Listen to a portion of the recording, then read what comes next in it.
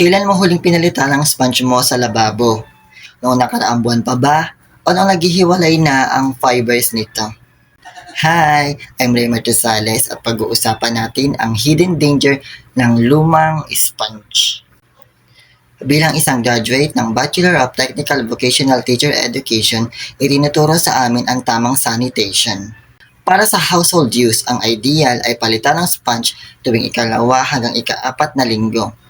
Pero kung sa restaurant o food business na bugbog sa gamit, dapat itong palitan linggo-linggo.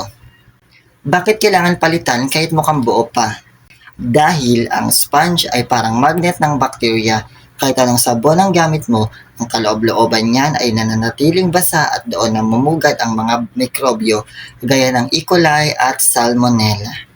Kapag may funky smell o kakaibang amoy na, sign na yan na milyon-milyong bakterya na ang kasama mo sa paghuhugas. Heto ang tip.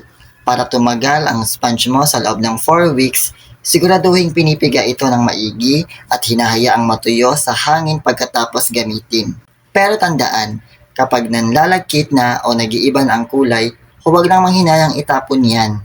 Para rin ito sa safety ng ating pamilya. Huwag tayong maging hazard ang gamit sa kusina. Para sa iba pang professional food service at techbook tips, follow nyo lang ako. Thanks for watching. Bye-bye!